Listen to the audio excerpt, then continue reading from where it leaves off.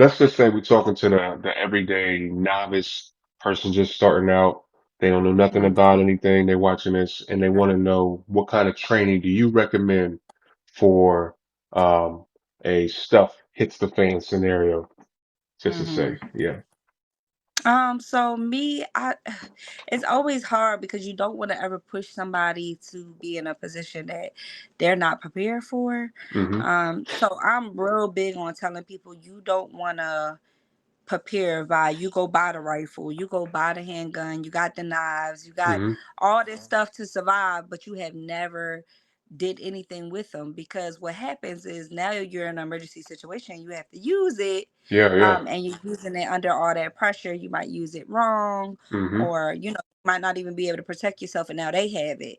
So I always tell people you should always train first. So rather that's just something like an experience, like the survival sisters do, where you sort of go out and they give you this experience of, hey, you have to use this. Let's walk you through it so you know what to Hmm. do. We run into so many people that don't like firearms, but at the same note, they're terrified of being in a situation where they need one, right? Yeah, definitely, So definitely. it's like, yeah, so it's like, okay, let's know how to use it just in case we ever need it. But at the same note, let's also prepare not to have to use it, if that makes sense. Let's Absolutely. avoid it as much as we can, right? So I always tell people training first. And then after that, of course, I'm real big on telling people that a rifle is always a good thing because Hmm. you just never know what's going to happen. And if you got a whole bunch of people attacking you and you just got this little teeny handgun, and then especially if you're not a really good shooter, you're not an experienced shooter, you're gonna run into some situations, and if Yeah, somebody sure. gets close enough to you and knocks down your handgun, then what? Then you're in trouble, and then especially if they get it. Hmm. So, but so many people are against rifles right now. It's like a whole thing with the mass shooters. I get it, Yeah, but yeah. at, it's like you got to think about yourself as well. Um, I always say, everybody says in the two-way, like guns don't shoot themselves.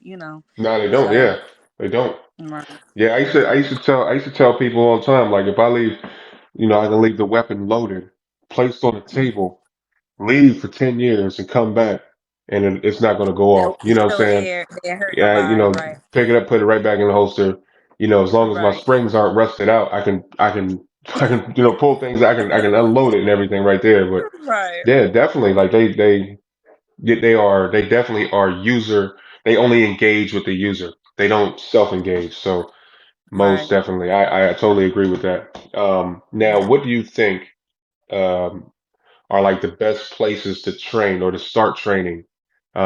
Like what kind of places or where do you think what kind of training should they start with if they're going to start to try to train to better prepare themselves?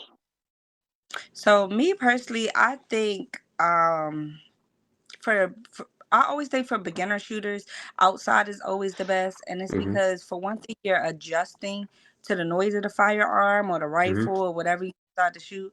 I think that's one of the hardest things being indoor. Hmm. So when I had first started to my own journey to learning with firearms, I went indoor and I Yeah. trained. And when I tell you, it took me a good maybe two trips just to stop jumping in my skin from Hmm. every firearm that was shot because for one thing I had firearm trauma. My ex had shot right next to my ear. So Mm. he gave me firearm trauma, and then um I just wasn't used to it. When you're not used to that type of noise or whatever, and you're just thinking about something very powerful going Yeah, off, you don't definitely. know where you don't really know the education behind it. It's a scary experience. Hmm. So I tell people, if you have the availability to go outside because the noise is just more calmer. And then once you get used to the firearm and you see how you handle it and that you are in control of the firearm, then you could go inside. So even if it's a little bit louder, it'll be easier for you to digest. So.